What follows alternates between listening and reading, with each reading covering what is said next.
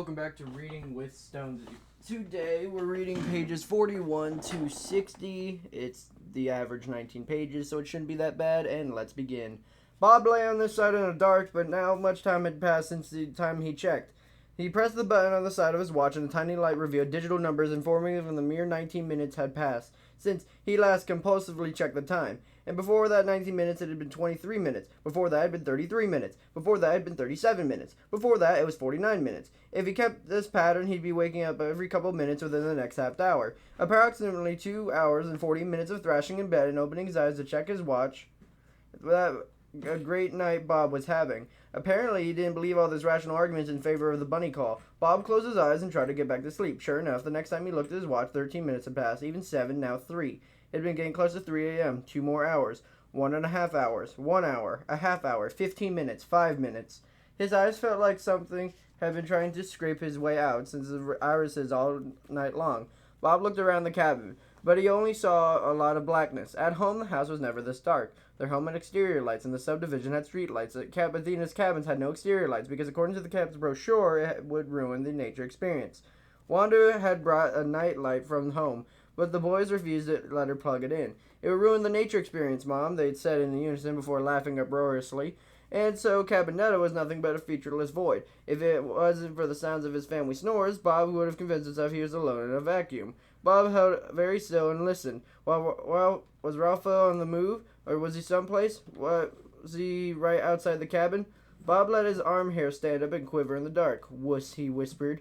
He wished he could hear something other than snoring. Ralpho would be right outside of the door, and Bob wouldn't know it until the door started to open. Bob fumbled for the pen light and aimed it at the cabin door. He let out his breath. Okay, good. He could see what was coming now. So what now? So now what? Should he just wait there for Ralpho to burst in and scare his family half to death? What kind of dad did that? Bob threw back the covers and got up. Wanda snorted and turned over. Cindy made a noise that sounded like a chortle. Bob shone his light on the door again. Should he check outside? Yes, you idiot, he told himself. Standing there in the dark wasn't accomplishing anything. Bob crossed a chest of drawers between the bed and window on the right side of the cabin. He felt around in the top drawer of the pair of sweats. Finding them, he pulled them on, and he went to the cabin door and slipped on the sandals that were neatly lined up in a row of smaller sandals against the wall. He opened the door, tensing himself as he half expected to be smacked upside the head with a cymbal. But the cabin's small porch was empty. Bob looked at the blackness that surrounded Cabinetta. He glanced up at the sky. No moon, no stars. Apparently the clouds had come back. But what good were they at night? And where was that rain? It didn't matter. He was distracting himself from the matter at hand. Resisting the urge to turn on his pen light, Bob let his eyes adapt to the dark. It didn't take long for him to be able to pick out shapes. He could see vague outlines of the nearest tree cabins. He could also see vertical pattern of the woods and the edge of the camp. Between two of the cabins, a handful of distorted shapes baffled Bob until he remembered a rustic playground was situated there. Bob saw a small spark of light in the playground area. He rose. Was that Ralpho? What if that was Ralpho using a pen light like Bob's? Bob strained to see in the dark. When he realized he was looking at a growing end of the cigarette. Good. Rabbits don't smoke. Bob contained a burst of laughter. But rabbits didn't smoke. Was Cabinetta really making him nuts? Ralpho wasn't a real rabbit. Bob watched a minuscule circle of light. It rose and lowered a couple times. When Bob realized it would just make out an outline of a man. A man, not a rabbit. Closing the cabin door behind him, Bob stepped out of the cabin's porch, headed across the 100 feet or so from the cabin to the lit cigarette.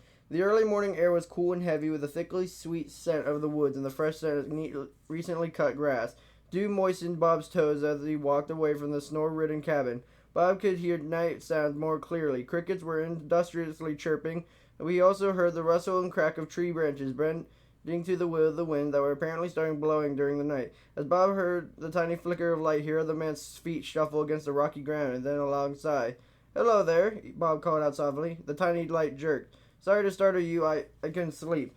Bob listened to the man suck in smoke and then expel it. The smell of methanol made Bob's nostrils twitch. Me neither, the smoker said unnecessarily. A flashlight flicked on. The smoker shined a beam of light on his own face. It made the smoker look sinister, especially with smoke pouring out of his nose. But Bob could tell this guy was probably pretty normal looking in the daytime. He had a thick head of light-colored hair, and he had might be blue eyes. The eyes, though, looked sad. Bob flicked on his pen light and shined it on his own face. He chuckled. Not our best sides, huh? The smoker appeared to smile. It was hard to tell. The macabre effect of the flashlight turned the smile into a sneer. I'm Bob. Bob offered his hand. Philip. Philip took a last drag of a cigarette and punched it out between two fingers before taking Bob's hand and shaking it. Bob felt a little intimidated by the pinching a lit cigarette move, but he told himself to grow up. Aiming his light around, he saw that Philip was leaning against the end of a swing set. Bob was tempted to take a seat in one of the swings, and he'd feel even more like a little boy than he already did. "You signed up for the bunny call too?" Philip asked. Bob's breathing stuttered like guttering candle. He had to run his tongue around his side of his mouth before answering. "Yeah." Philip flicked his lighter on and off and stuffed it in his pocket. "Probably not my best decision." His expression seemed a little severe for the situation, didn't it? "I've been awake most of the night thinking about it," Bob admitted. He looked at his watch. "What's the time?" Philip asked. "It's 5:08. Bob said. "Why doesn't time crawl when things are going right?" Philip asked. Bob didn't answer. What was the point? So he stood in the dark with Philip and listened to the wind. He also listened to the tickling of an imaginary clock. It ticked louder than a real clock Bob had ever heard. Ralpho had showed up at any minute. The men listened and waited. Bob's intestines felt like battling serpents flailing around the inside of his belly. Bob was seconds from throwing up, but he managed to get himself under control. The serpent slid back down his gut, but it didn't stop writhing. "My mom collected stuff," Bob said. Philip shifted in unexpected words. His back shoved against the swing set. Bob was surprised too. He didn't know he was going to say out loud what he was thinking about. Since he started, though, he figured he'd finish. It was better than hanging out there waiting for an orange rabbit with anxiety ate him alive from the inside. Her favorite collectibles were baskets and china teacups. An image of Bob's mother filled his mind. His mom had been old school and very feminine. She always wore pastel slacks and floral silk blouses, even on house cleaning day. She always tried to be the perfect wife. She kind of spoiled Bob, if he was being honest. He thought he'd have a life like his dad's. He'd come home from work, put his feet up, and read the paper. Talk about culture shock. Not that Wanda wasn't a great wife. Bob remembered he was telling a story. She kept her most prized baskets on the top hutch in the dining room, and the teacups were atop of the sideboard that was next to the hutch. Bob paused and listened to the wind. That was the wind, wasn't it? Then nothing appeared of the night. He continued. "One day, I thought it would be fun to try to see if I could throw my basketball up into one of their baskets. I have no idea what seemed like a good idea. I was 9. Philip didn't say anything. A sense of urgency Bob had felt since he got out of bed suddenly multiplied tenfold. He rushed on into the story. "So I tossed the ball up in the perfect arc. I've been practicing, and it lands in the biggest basket. I'm jumping around like I won a tournament, making all the crowd noises, whooping and cheering. Then the ball starts to tip the basket. The basket starts to go over. It happens in super slow motion, like a millionth of an inch per few seconds, or at least that's how it seems. And then the basket was on its side. The ball was on its way past the other baskets and down in the side of the hutch. I can see what's going to happen, and in motion immediately, but there's no way I can stop it. The ball comes down and lands on the sideboard, scattering Mom's teacups all over the place. But one of them broke. Mom was devastated." Bob stopped and cleared his throat. "Once I made a decision, the rest of it was out of control." He shook his head. "I think I made a decision like that today with the bunny call." A loud, half baying, half yelp cry sound in the distance. Bob and Philip whirled around. Was it the wind or something else? Philip coughed, cleared his throat, and said in a smoke-abraded voice, "My mom died when I was 5. I hardly remember her, but I remember how my dad was before she died. He was a great dad. Taught me how to throw a ball, always showed me what he was working on when he fixed stuff, read me stories at night. But then after my mom died, my dad..." Philip paused and his keen sound sliced through the camp and speared both men. Bob's muscles were taut in fear and dread. Bob didn't think Phil was going to finish the story, but suddenly Philip said, "My dad got lost. He just got lost. He couldn't do anything for me anymore. He was all about himself. He turned into a horrid dad." Philip pushed off the swing set. He powered on his flashlight. Philip turned and looked at Bob in the eye. "I've become just like him." Before Bob could respond, Philip turned off his flashlight and walked away, the night plucking him in Bob's reality and depositing him someplace beyond his senses. Bob was left standing alone before knowledge that anyone could ever have. "That's enough," Bob said. He was going to stop the bunny call. Bob headed off into the wood, going in a general direction. He thought of where the last two sounds originated, the same direction as the lodge. Maybe someone would be there, someone who would find Ralpho and cancel the Mackenzie bunny call. It was 100 yards or so from the lodge, but it felt much farther as Bob attempted to follow, using only a small pen light. The gravel-covered path, so heavy forested, past darkened cabins. He started at a walk, but then he quickly shifted to a jog, hoping he would trip on a root or errant ball or an oar. He couldn't afford to waste time. Ralpho could show up at the cabinette at any minute. For all Bob knew, Ralpho could be there now. When Bob broke into the last stand of trees at the edge of the open area in front of the lodge, his shoulders sagged. The lodge was completely dark. It was so dark that it looked abandoned. It was crazy, of course. Someone had to be in there. Bob hesitated in the middle of the dew-drenched, slopping lawn. Should he pound on the lodge doors and wake someone up? The squall echoed through the trees. Bob wiped around and looked at the back. path where he'd come down. He stopped thinking and simply went into action. Jogging again, he retraced the steps until he halfway to his cabin. His family. Then he heard a scuttling sound that froze intestinal serpents and turned his spine to ice. Was that Ralpho? Bob aimed a narrow beam of the pen light into the underbush on the side of the path. A pale white light landed in the dropping leaves of the wild rhododendron. The plant seemed to be trembling. Surely Bob was just imagining that. Of course he was. The wind was just stirring the slick green leaves. Or was it the wind? The leaves weren't moving in the direction that made any sense.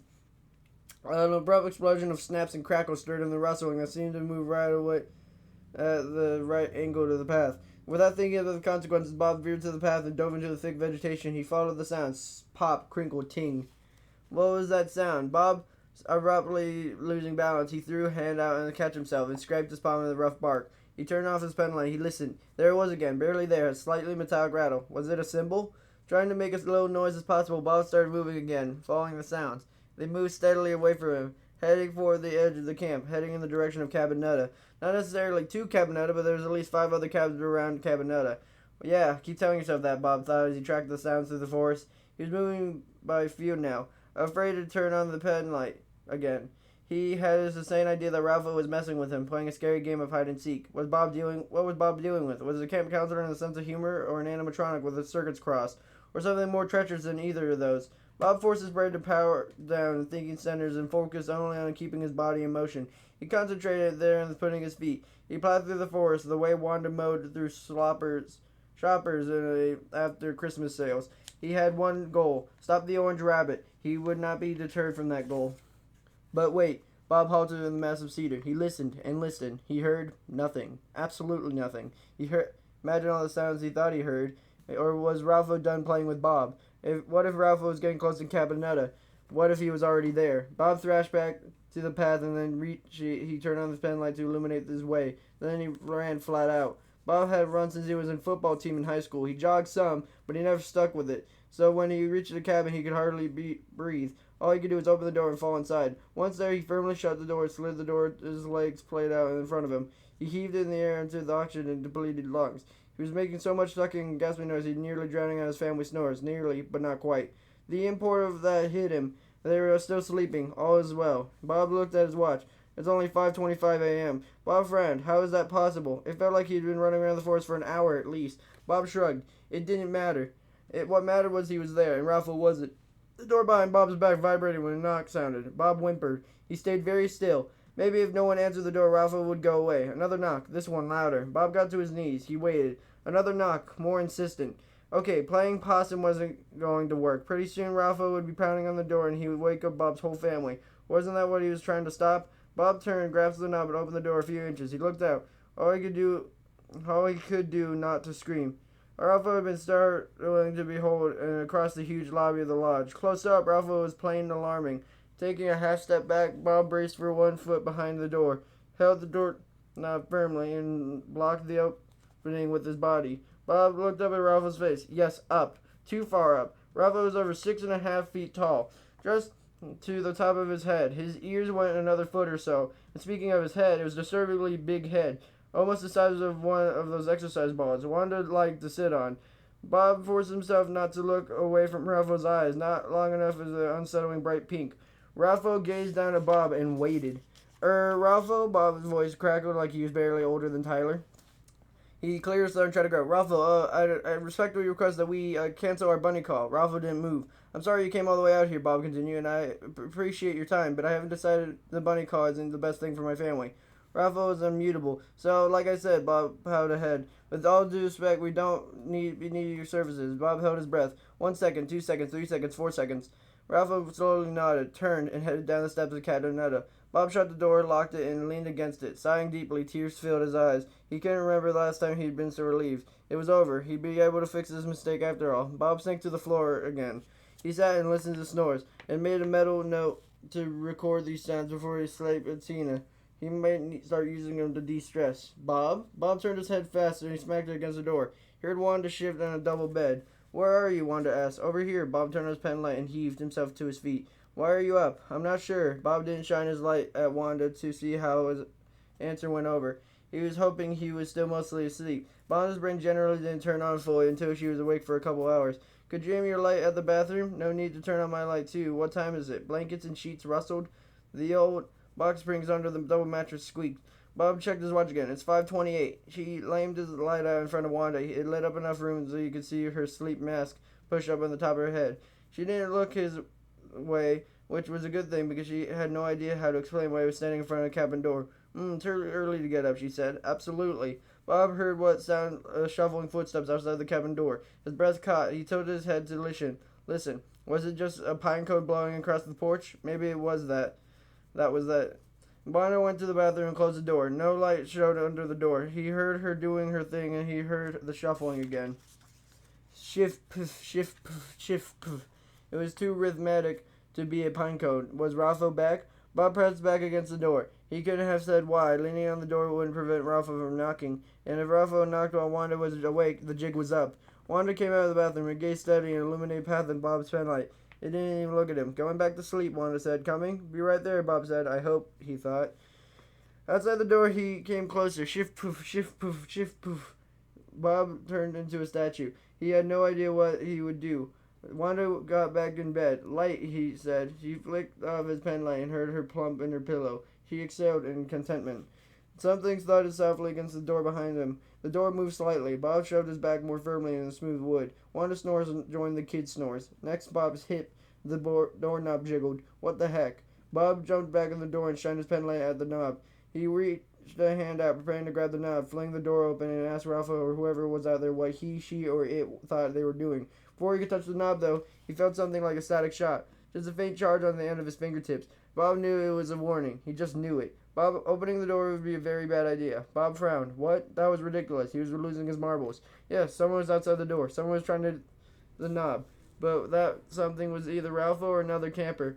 Bob could handle either, or could he? A metallic scratching sound came from the door. Bob bent over and listened. Someone was trying to pick the lock. Goosebumps erupted in Bob's bare arms. Ralpho or someone was trying to break into the cabin. What should he do? Bob looked around wildly. What did he need? A phone? No, no phones here. The bell? No, that wouldn't work. The bell was outside. It was outside and it was at the bottom of the porch. Bob would have to get past whoever was trying to break in to get to the bell. A lot of good an emergency bell was. A weapon. Bob needed a weapon. He swept the cabin with his light. Of course, it held no traditional weapons. No guns, no knives, no swords. It was a summer camp, not boot camp, and not even a bat. His kids hadn't signed up for softball. His light landed on a tennis racket and a fishing pole as Bob swallowed down a hysterical giggle when his brain offered up an image of him fighting off an orange rabbit with a tennis racket in one hand and a fishing pole in the other. Bob heard a clink and a clink. A click and a click. Well, he had to do something. Grabbing one of the ladder back chairs tucked around the table, Bob tilted it and shoved it under the doorknob, just in time. The door started to open, but it caught against the chair. Bob started the chair at the door. He held his breath. Something thumped against the door, and the door moved inward an inch. Shoving the chair across the smooth wood floor, Bob jammed the chair harder under the knob, and it held in place. This stopped the door's movement, but by now it was open 2 inches. Breathing fast, Bob shined his light into the gap. He leaned over to get a better look. The tip of the furry orange paw tried to slide through the opening. Bob jumped back. It was the same time he hissed. Go away, I said I wanted to cancel the bunny call. Ralpho didn't seem to care what Bob wanted.